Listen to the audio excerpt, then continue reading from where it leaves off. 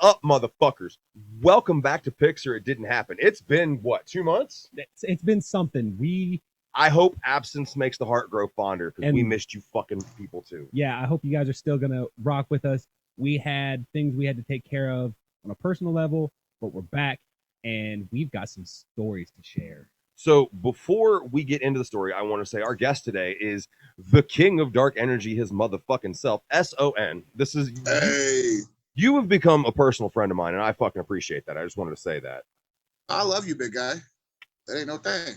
Oh, that's so sweet. We do this synergy shit, man. It's just a circle, right? Love is like a circle. Don't. You sound like the fucking dude from Happy Gilmore. It wasn't Happy Gilmore. It was There was Happy Gilmore. Love is a circle. That was I'm talking about the dude with the fucking. Oh. You play it where it lies, motherfucker. Anyway, so Home is where you make it. before we get into the actual meat of this here interview, I got to talk about something. So we didn't go to the ICP Hootenanny. I'm sorry I couldn't afford the $100 a shot, Jay. Sorry, bro. It's just not happening. But I had a friend that did go, and the names are going to be disguised so no one gets offended or in trouble. But a friend of mine went to the Hootenanny with another friend of mine, or with a friend of hers, and she fed him a friend of mine's acid.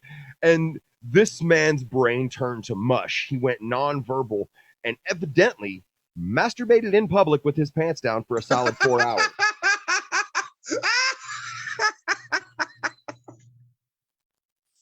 That's real life?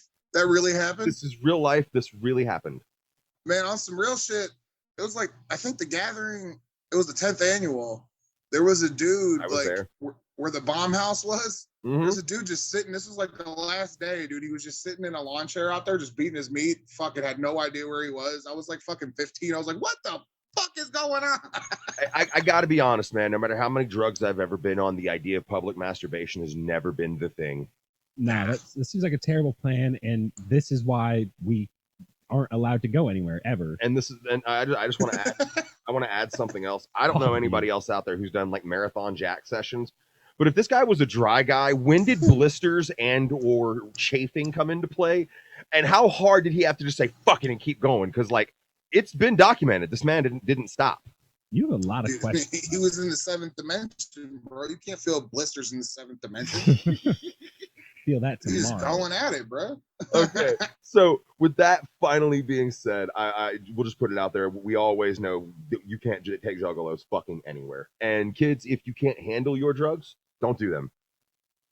Agreed. On some real shit, though. Need a now you know star behind you. I've seen a lot worse out of the hippie community, and I feel like we just get a really bad. I feel like juggalos get a really bad rep. Well, I mean, they're wild. They are do wild, it all while they stink. Yeah, and hippies they smell bad. I mean, juggalos don't really smell good either. I would like to say because they broke the shower on the first day. We always break the shower on the first day, and the shitter, and the shitter. I want to say this though, as a fat man, I do everything in my power to not smell because I'm already fat, so everybody already anticipates that I'll stink, and I love just like surprising them with my not foul odor. You know, I had the reverse of that happen because I would walk into the comic book store and be like, "Oh man, I can't wait to play cards," and I was like, "Damn it, you guys! Why?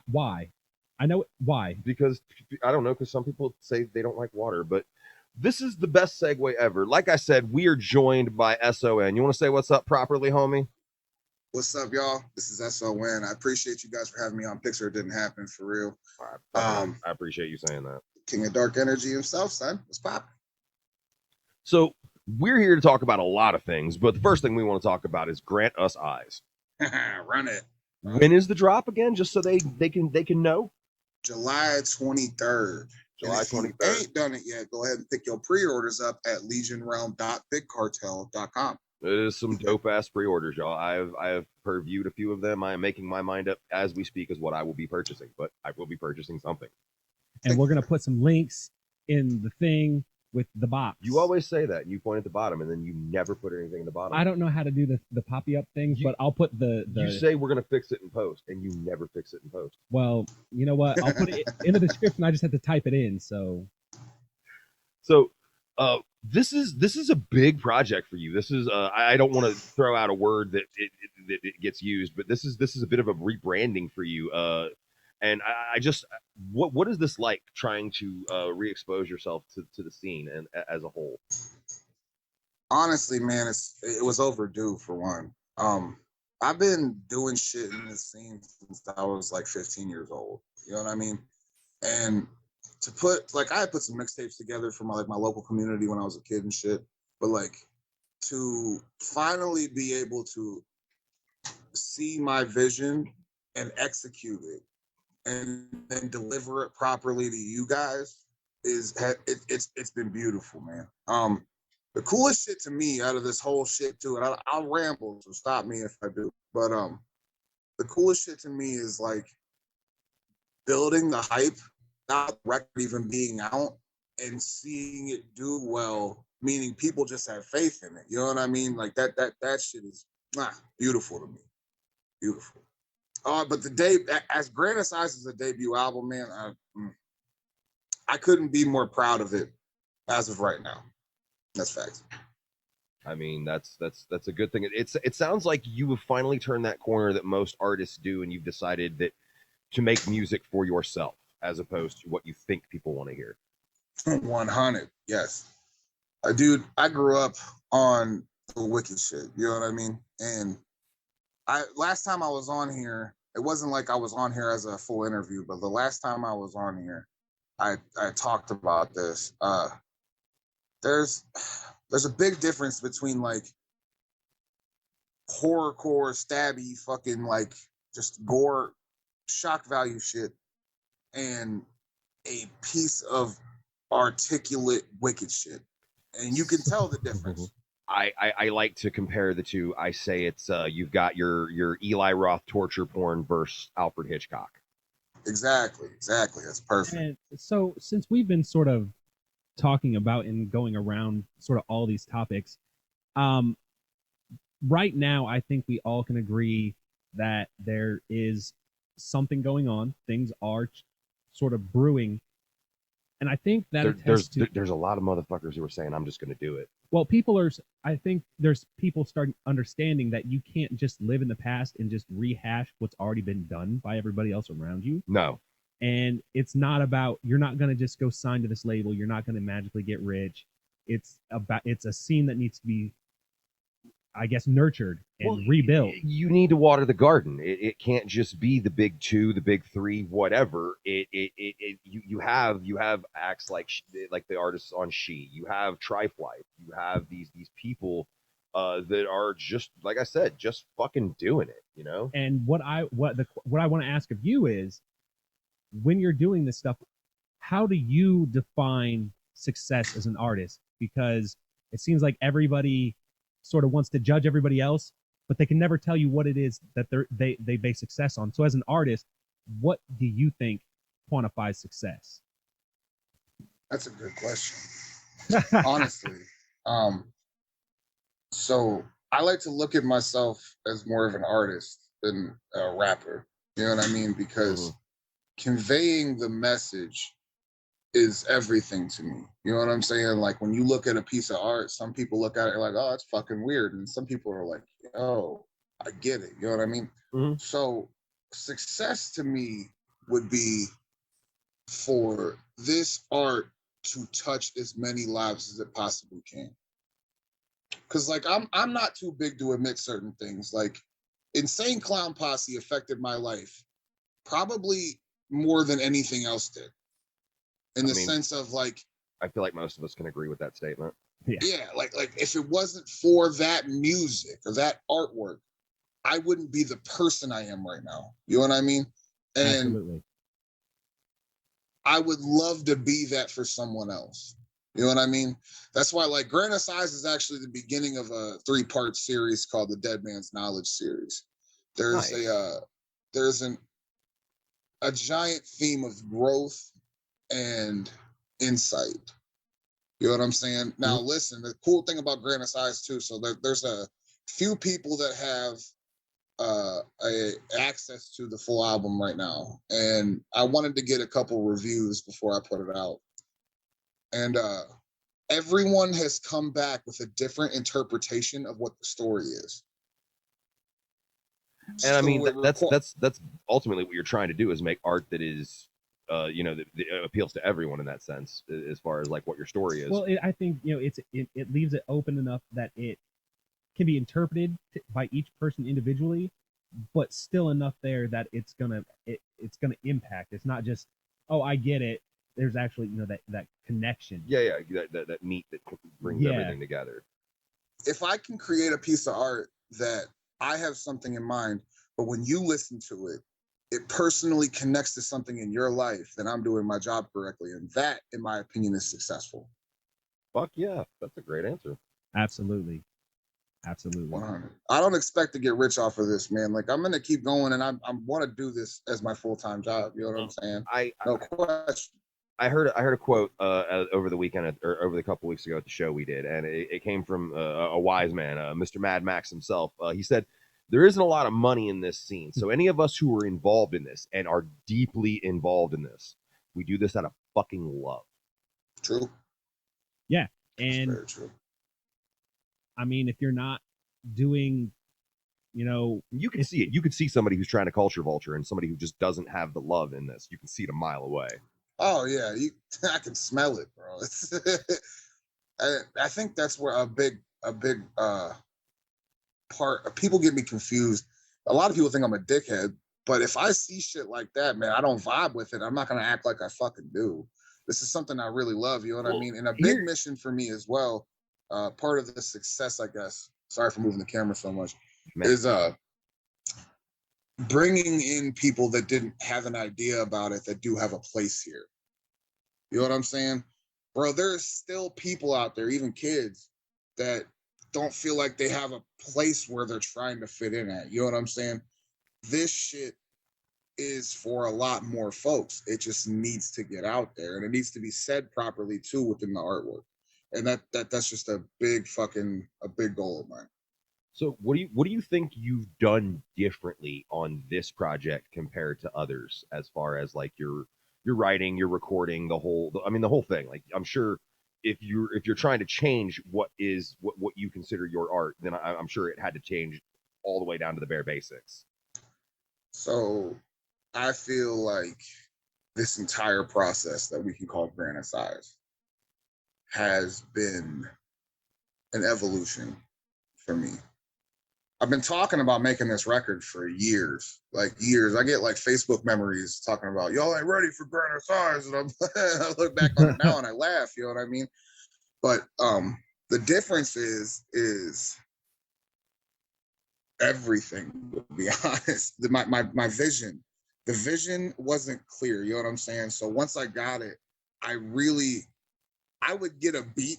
I had Billy Obey produced most of the beats for the record. There's a few that aren't him. But I had a library of beats, and I listened to them constantly before I write anything to them. You know what I mean? I took stories from my hometown where I grew up and made songs about them. The song "The Bridge" is a song of like when I was like, I don't know, like 15 or 16. I was riding down the freeway going into Sharon, and there's a viaduct bridge that connects the east side and then like central Sharon. And a guy had jumped off of it, and the police weren't even there yet. I just saw his body on the side of the road. God damn. You know what I'm saying? And like that stuck with me. So like I turned around and I was like, you know what, dude? Like I'm gonna fill in the blanks in my mind of what happened. You know what I'm saying? And make a story about it. There's so much that went into making the record as far as concepts and like making it personal as well. You know what I'm saying? That like I can say the entire process this time around is entirely different. And now that I've got the formula down, I don't want to stop, man. I have 3 projects in pre-production at this point. So it seems like there's been a lot of dials that have been tweaked and things that have been moved around. And that brings me an interesting point that a lot of people would, instantly start attacking people. But as an artist, you have to be able to, if you found inside yourself, what it is that you're trying to do, then why would you not want to, make that new art? Well, what you're saying is people are expecting a certain kind of Right, thing, yeah. and you're basically trying to buck that trend. Right. And honestly, man, like this is gonna sound bad because the audience is everything, but fuck what they expect. You give them what you know they need. Blow their fucking minds with it. You know what I'm saying? Like Granite Size is a very big love letter to traditional wicked shit. That's awesome. Like a mind-bending storytelling fucking adventure. You know what I mean? Like it. I love that you were that excited about this. Absolutely. And another thing though is you can't stay in one way. You have to move past what the past, like you said. And let me find my words so I'm pretty fucking high.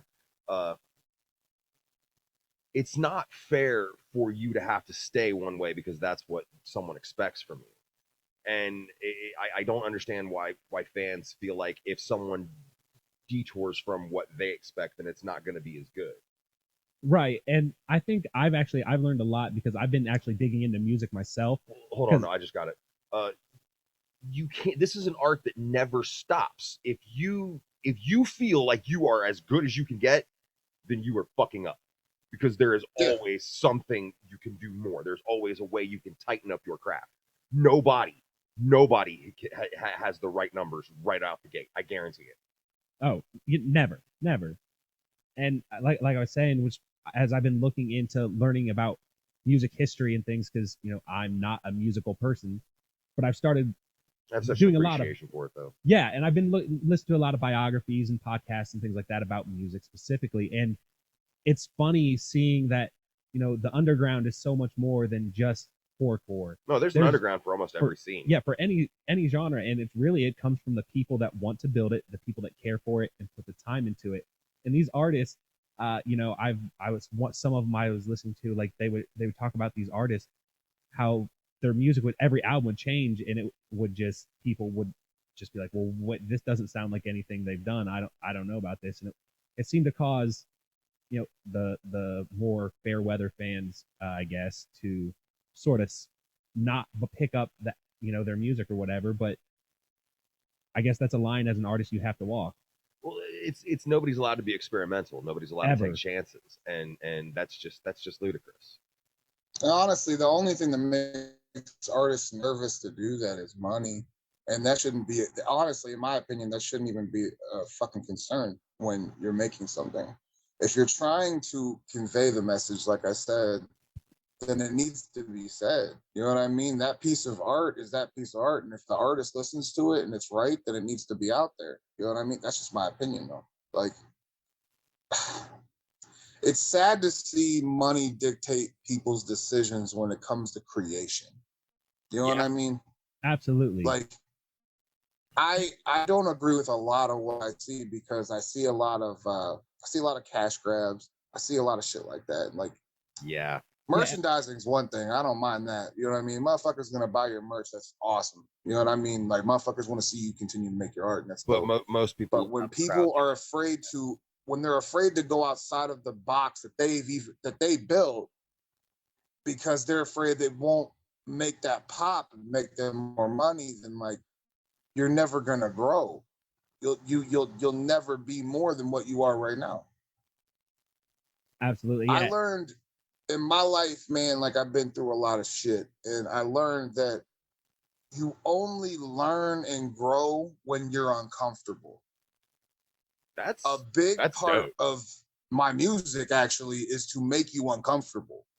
You know what I'm saying? Like I want you to feel uncomfortable because I want you to learn. I want you to feel something. You know what I mean? If I could just throw together a little bullshit record, you know what I mean? And then everyone jams to it, everyone's happy, whatever. And then it passes night by day, it's fucking gone. Or I could make it stick out by making you feel absolutely uncomfortable because you feel like it's speaking directly to you. That's a damn good concept. Yeah. That's the whole shit. Well, you've had a few video projects for this that you've released. Evil and I forgive me, I forgot the name of the other one. I do apologize. The other one was Feed the Beast. And What was it? Was these like your first music videos? So no, I'm not gonna give y'all the name of it. I shot one way back when I was younger for a project. Everybody's got one of those ones they won't fucking tell us about. It's on YouTube. It's not on YouTube anymore, actually. I think the creator took it down. I have access to it. One day I'll show you guys. But yeah, so I've done video work before. I have some pretty close friends. Shout out to Dizzy Roseblade. That's my fucking brother. Big Kevin. He shot my first video. And then since then I hadn't really done any video work until I went up to the Church of Zool and shot the Feed the Beast video with Lokezilla. And then I was, the video was fantastic and it came out good, but I wanted one more to be able to showcase what was about to happen, if that makes sense. Mm-hmm. And so we went out to Indianapolis and shot the EVIL video with Brian Foster, who's a fucking genius as well. We are entertainment, y'all. If you don't fucking know, get hip. I think absolutely most of Indiana knows by now. Yeah, but fucking more people should know. That dude he's a fucking sniper. I heard he'll travel. You just gotta pay the man. And that's something I want to segue real quick. Why the fuck does everybody think they can get shit cheap or free? Well, part of that is because so many people are willing to do it for free. Because I've ran into a lot of like with videos and photos, there's no money to be made because you may be better, but if you want paid, nah, that person, like I got 15 people said they'll just do it. Well, don't take this personally, but that sounds like, your tattoo artist versus, going to some dude. I mean, yeah. Yeah, straight up, you'll sacrifice quality at that point. And at that point, how much do you really care about your art? Exactly. Yeah. And you know what I'm saying? So what was it like shooting the video with Brian and for like, because it looked like you guys had a fucking blast in the what was the location again? That was the Emerson Theater, the bro. Emerson That Theater. Shit was so dope, man. Brian fucking absolutely took care of us, especially like that dude, so reasonable and a really good businessman. I had a fucking blast. I was just tired because I'm gonna be real. Like I told you earlier today, I'll be late to my own funeral. We were in Indianapolis the night before, and I was still late to the video shoot. But bro, I was fucking exhausted. But regardless, once the mask went on, dude, I don't know, shit changed. Everything went fucking great, bro. That shit was fucking amazing. You can definitely see it in the video, and I will say, kudos on the track for being an awesome live track that it's a scream chorus, and that always brings in the fucking fans. Yep, 100. That was when we were writing the hook. That was my entire idea for it. But we needed more live track. I needed more live tracks because I'm a storyteller, man. You know what I'm saying? So like, I gotta throw shit like that in there to make it fucking like when we play it live. If I come out to EVIL, motherfuckers are beating the shit out of each other. I like that you mentioned we can definitely agree with that. I hit motherfuckers really hard. I appreciate that you actually consider that in your writing, and I think it's those tiny details that people never think of, and it makes a huge difference. Because you can't just play, well, I got this album, I'm going to play all the tracks on it because it's all I got. Right. They might not be good live tracks. No, they might not. They just don't translate. Some don't. And I sometimes, sometimes there are tracks that are just better live because they have an energy that you just didn't get captured when you did the recording. Terror Wheel. I'll absolutely put that one out there. Terror Wheel is so much better live than it is on the album. Oh, bruh. Terror Wheel and fucking Beverly Kills Live was a fucking fantastic time. See, my favorite part of that whole show was on the smoking patio, though, because everyone was clapping their hands and being like, oh, it was fire, bro. Oh, man. And that was something that always brought me in with ICP. Even it was always the live set. Their songs were very well crafted for crowd participation and getting everybody involved. And I mean, I don't think I've seen many bands, any off the top of my head, that maybe Slipknot. Corey is ridiculously good at getting people involved and getting the crowd going. So where do you, we all do this out of a love. Where do you see this thing, this horrorcore, this wicked shit that we all love? Where do you see this going? Do you like in the next, let's just say 5 years? You're asking him for his 5-year plan? No, not his 5-year plan, but this scene, this thing we're all trying to grow besides, you know, everyone else. Honestly, what I see right now is a new wave hitting. It's pretty wild, and the timing, everything was so perfect, dude. I can't. It's almost divine intervention type shit. Well, But you're exactly right, you know, because there's guys like you, and there's guys like Cody, and there's guys like Fams and Max, and a few other cats that are just trying to fix this fucking. There's been too many people allowed to be here that don't know what they're doing. so check it though, man. Like, I had an experience at one point where, and you can call me fucking crazy, but I felt like I was visited by something that was outside of my realm of understanding. And what I took from it was what I had called the carnival as a kid was actually much bigger than what I understood. It was the spirit of the theater, the Odeon, if you will. Honestly, when you look at the destruction of the scene, you have to understand that destruction and creation go hand in hand. You know what I'm saying? So in order for there to be new, old has to be knocked down. It's just the order of the balance that we live in. Yeah. One time is passing right now. We're at the tail end of one, but we're also at the beginning of a new. You know what I mean? Wait, where certain things die, certain things are born. That's just the way things work here. So in 5 years, I see what I'm doing, what Fams is doing, what Cody Manson's doing. There's a lot of Keegan Graham, Sky Swamp Orange. Shout out every one of these motherfuckers. Go check out their music. Absolutely. I see this being the new bar that we held in our minds as kids to the people we looked at. The difference this time, though, I've been saying this is a big difference. The difference this time is that we know what it's like to be in the crowd. We know what it's like to be with the people. You know what I mean? Like, and that's not hating on any of the OGs or any, all respect to them. If it wasn't for them, I wouldn't be talking to you guys right now. Mm-hmm. But this next iteration of this spirit working through whoever it works through is gonna be fucking magical, man. Like I see nothing but positive things. Things can look bleak at times, but I mean, like I said, dude, it's just the beginning. It's just the very start of something much bigger than what we could possibly understand. For sure. And you know, we're here to hopefully see that happen. That's what we that's want. the whole fucking point of this. Yeah, that's why we're doing this. So I'm coining a new phrase. Maybe you'll see it on a shirt soon. It's for the underground, by the underground. Fire. That's fire. I feel like that's something we're all on right now. Nobody, like, everybody's like, I want to make money, but everybody really is just trying to make good shit for the people who are out there.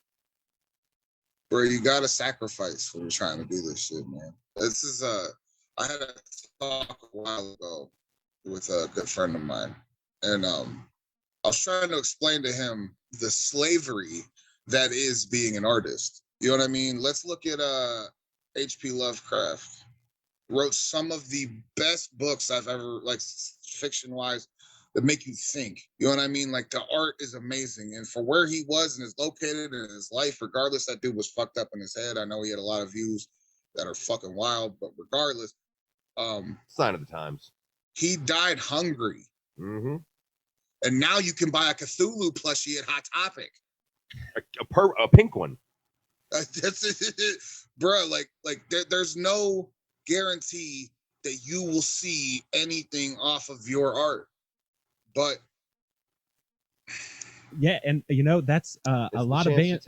A lot of bands, what happens is they'll pop and like break out after they're done touring. Like, their career ended. The last recording was 10 years ago, but somebody found it, and then it just starts popping off, and it's just like, well, I guess we have to go play now. I thought we were done.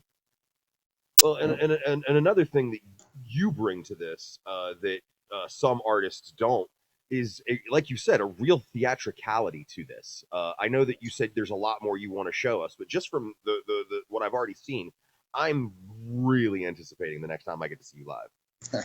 Hopefully, you guys make it to the release party. I'm pretty fucking sure we're gonna be there. So at the Greater Size release party, I'm playing the full album from front to back. And I feel like I waited so long to see artists I love do that. You know what I mean?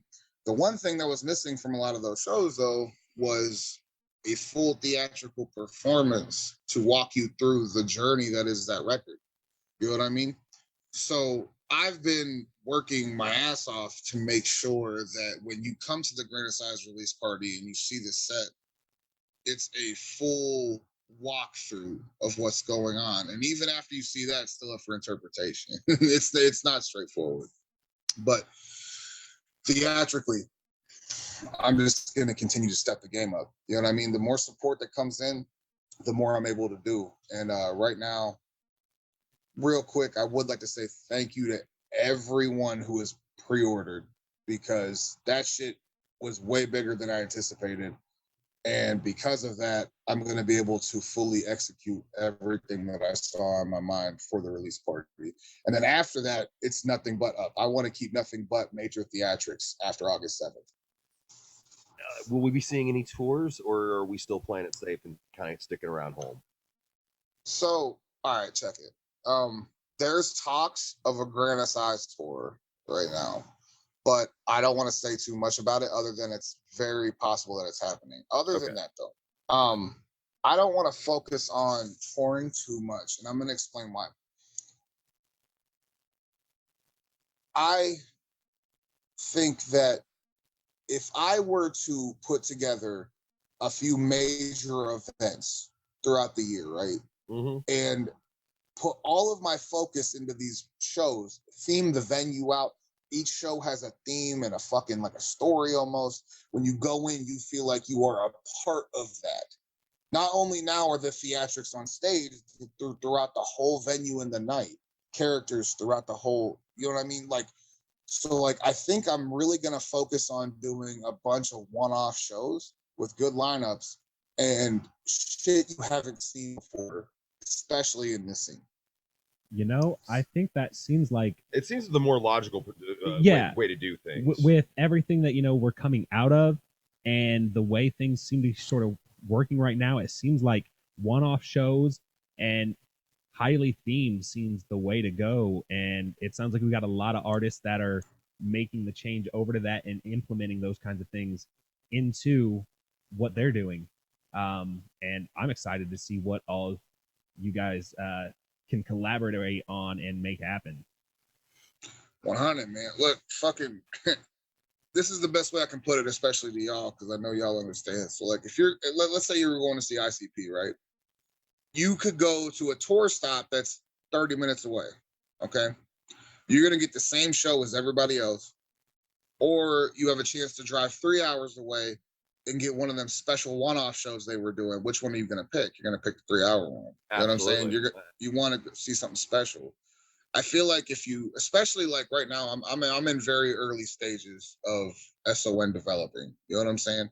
So I could take money and put it into something that people leave with permanent memories of, that are like, yo, that was wild. And now only they have those memories too. Like if you weren't there, you weren't there. You know what I'm saying? Yeah, exactly. I don't want to cheapen it at all. Now, the Grand Size tour, the reason I'm even considering it is because I need to get this in front of people.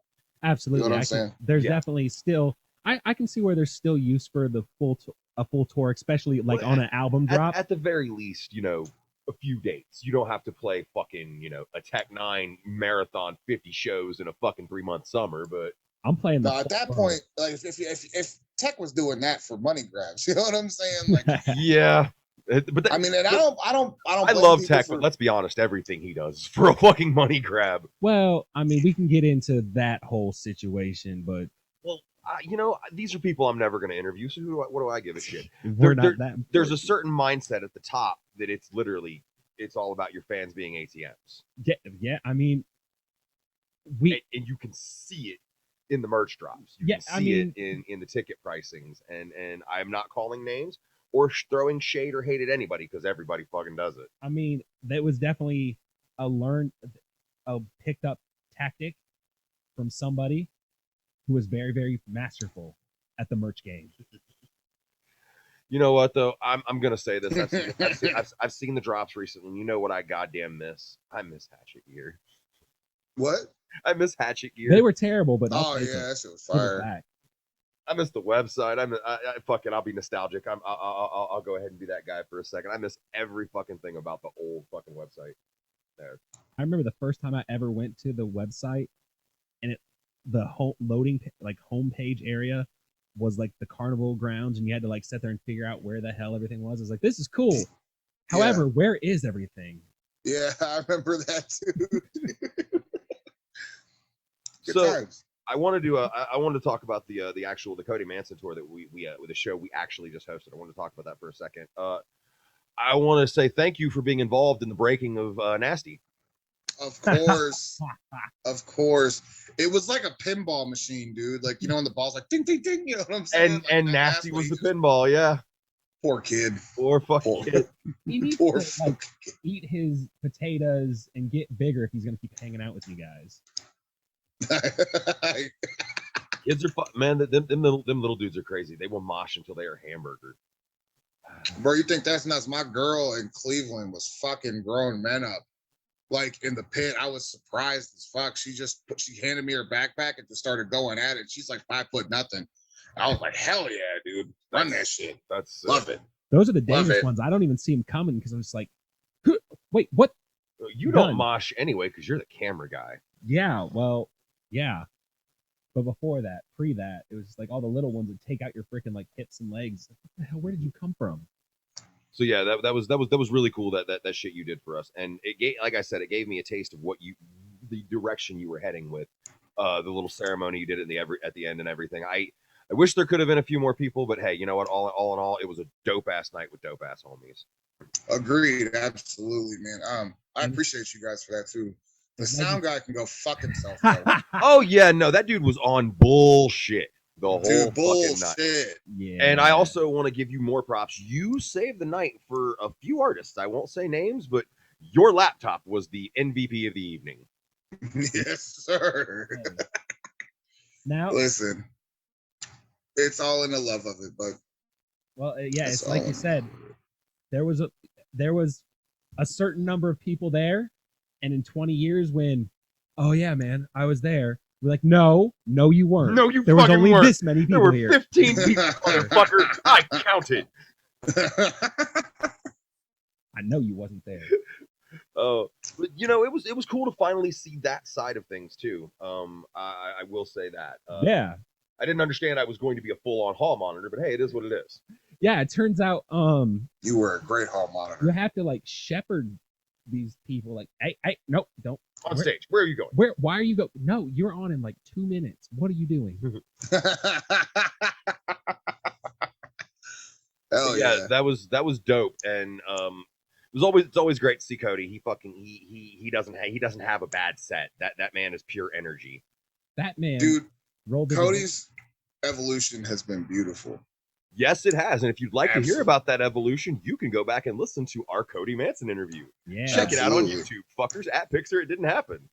You want to hear something hilarious? Like Sure. almost like divine fate type shit again.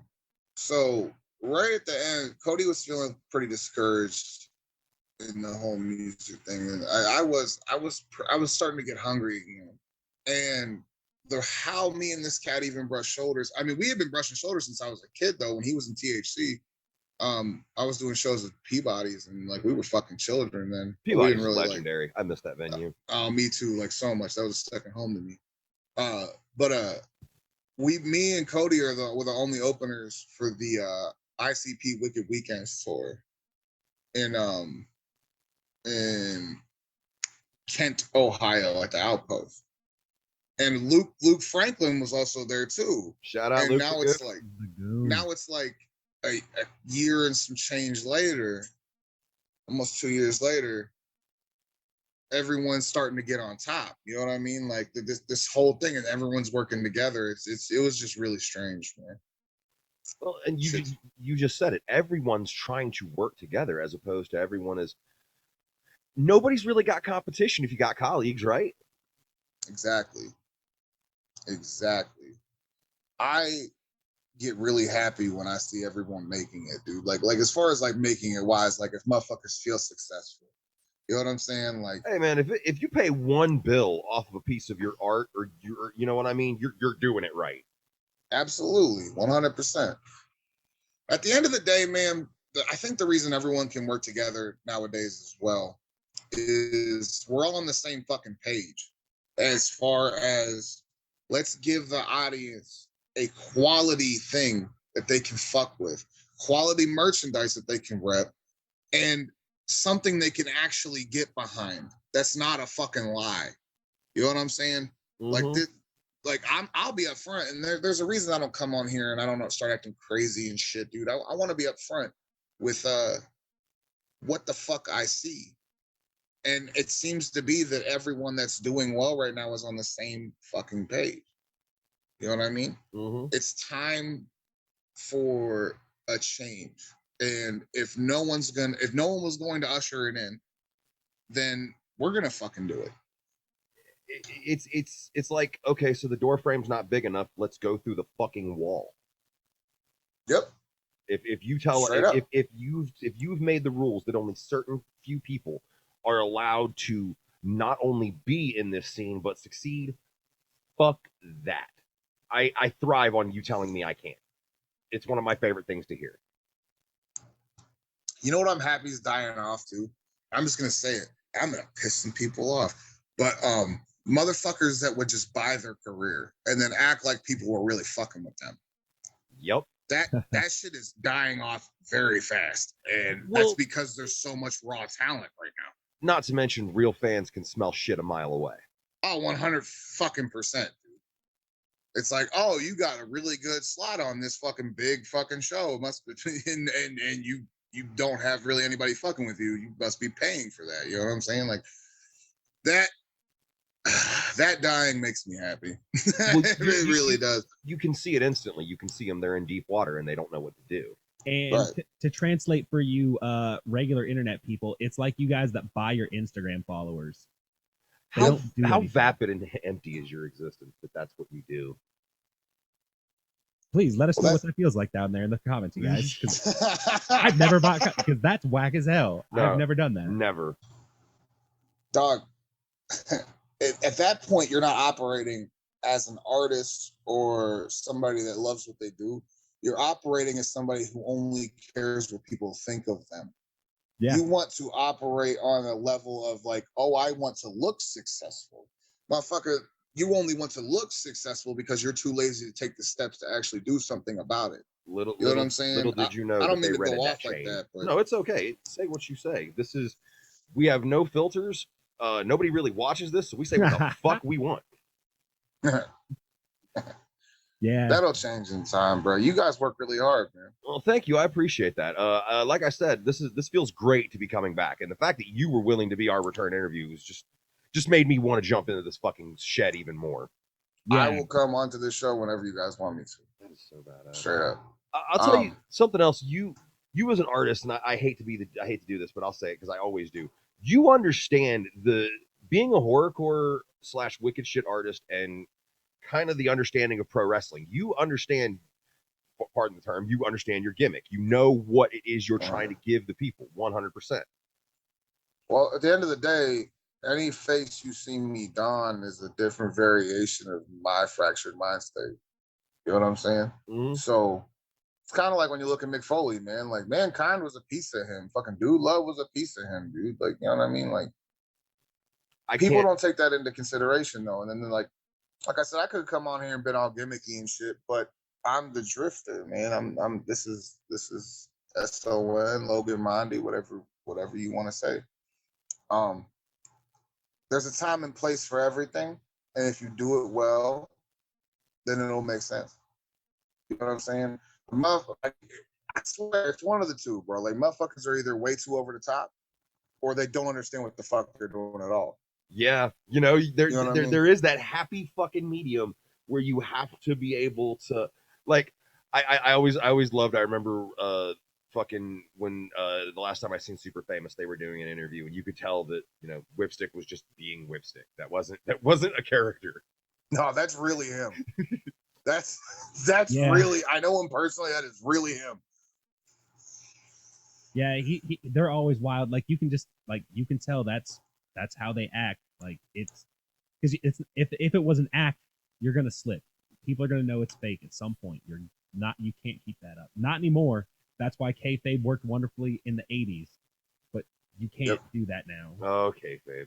I do love that word, but that's a segue I just wanted to get into for a second because, like, for real, that's something I feel like. Unfortunately, I don't know how to tell this to people without them thinking I sound stupid, but it's something you should know. If you intend to be in this part of the of horrorcore, you need to understand, like you said, there is a theatricality that comes with it that isn't just what you spit and what you fucking write on paper. Right. When you come to an S.O.N show and when you're watching the performance and you see the King of Dark Energy, that's there. The demon is there. You know what I'm saying? When you're talking to me after the show, you're going back to the Drifter. That's me. You know what I mean? Like, well, that's because you're not molding your career after the biggest pop star in all of the entire world ever, right. as some others may have with the keeping everything away. Well, that's something else. And I know that even though I say this, there are people who are going to disagree. That's something else that I feel like is fixing the scene is that people are just getting fucking tired of Juggalo beef. I mean, let's hope so because it's such a worthless energy. Yeah, I think the hardest part's going to be blending the older and the younger, and it's been a long time. Well, I hate to do this, but if there is any group I don't like, it's Second Decalos. Well, quit being a gatekeeper. It's not about being a gatekeeper. It's about let me find my words. You are not going to be the one who tells me that I'm doing it wrong because I'm not doing it the way you're doing it. You're still in your fam kid days. Enjoy it. Love it while it lasts because you're going to be my age one day, bro. That's facts. I think that's the problem is people telling each other if they're doing it wrong. Now, if you're not hurting anybody, how can you're right. You're right. There's no way to be a better juggalo. Anyone who says that is already fucking up. Or even like the term juggalo, right? Like even that. Like, I love juggalos. I've been running with them my whole life. But just as that, you know what I mean? Like, there's motherfuckers in this underground that aren't juggalos that still love what we do. Like I was saying earlier, man, one of my missions is to bring more fucking people in. You know what I mean? This is bigger than that, in my opinion. Now, mind you, I have nothing but respect and love for what the juggalo community has done and continues to do. The separation is what fucked everything up. Yeah. If you move as one, you continue to grow. But once there's a divide, it's fucked. You know what I'm saying? Yeah, absolutely. And I honestly, we like rock music. I like all kinds of music. Like I want to see all this stuff here. I listen to Prince. So like I hope we can get all kinds of artists and I want people to understand. If you don't like it, cool, but you don't have to tell everybody because that's causing a lot of people to get. Now we have to have an argument about it because like what you like, expect ridicule. Don't be a dick. That's life. I mean, it doesn't get much easier than that. I mean, no, that's bread and butter right there, son. Got anything else you want to put on that? Or did I just kind of like nail it? Yeah, that's it. Nailed it. I got absolutely nothing. I don't even know how long we've been talking. I think we've covered about 1 million topics. I think those are usually the best interviews is when we completely lose track of what we're fucking doing. Well, I'll chop it up so you listeners don't have, if it gets to 3 hours, I'm sure it's you ain't chopping shit. You ain't changing nothing. Sometimes I do some basic chopping, but so you want to tell us one more time when's the album coming out, where they can find it and hit their fucking pre-order because they still got time. Yeah, July 23rd. The pre-orders are at legionrealm.bigcartel.com. I also want to touch on the release party, man. Like the release party is the first step in what I was speaking on earlier of putting together a cohesive show for you guys. Something that's like a one-stop package where you go in and have it blows your fucking mind. Even if you just look at the card, dude, the card's ridiculously fucking stacked. So that it is. With that being said, get your pre-orders and definitely come fuck with me and Fams and Max and Graham Smiles and fucking Keegan Graham and Name Withheld and everyone else in the 7. Keep your fucking eyes peeled too, man. Because like I'm gonna say this as well as I can right now. I'm not coming for the smoke. I'm coming for the fucking throne on this shit, man. Like, not like I don't want to be like say I'm being selfish on that aspect, but I know my cohesive place on what this fucking art could do. And if you come out and experience it, you'll understand. It's not even just me. Like when I talk about Legion or the Hive, we move as one, son. This was your destiny as well as it was mine. So this is only the beginning. This is just starting. And understand that it's not gonna fucking stop. That's all I would say. That is fucking awesome. I want to thank you again for doing this, and like you said, that you will come back on any other time, and we will definitely have you on again. Anything else you want to give them before we part ways, bro? I said earlier, I have a few projects in pre-production. Understand, moving forward, not everything will sound the same, but I will never cease bringing you the high quality wicked shit that I see fit. I appreciate everyone that has shown support, whether that be a good job, whether that be a pre-order. I fucking thank you from the bottom of my heart. I love this shit as much as y'all do. And I want nothing more than to see it thrive. Thank you for believing in the vision you see. And you ain't even seen the full picture. This is only the start, man. Legion remains eternal from the grave to the Lord and everything in between. Don't forget that shit. No. I have been the Jew. This has been my homie Yeti. That's been the homie S.O.N. You've been the fucking awesome fans, and we thank you as always tuning in. Check out next time at Picture It Didn't Happen, Instagram, Facebook, YouTube, all that shit. Yeah. Run it. Appreciate you guys. We'll catch you guys on the next episode. Peace.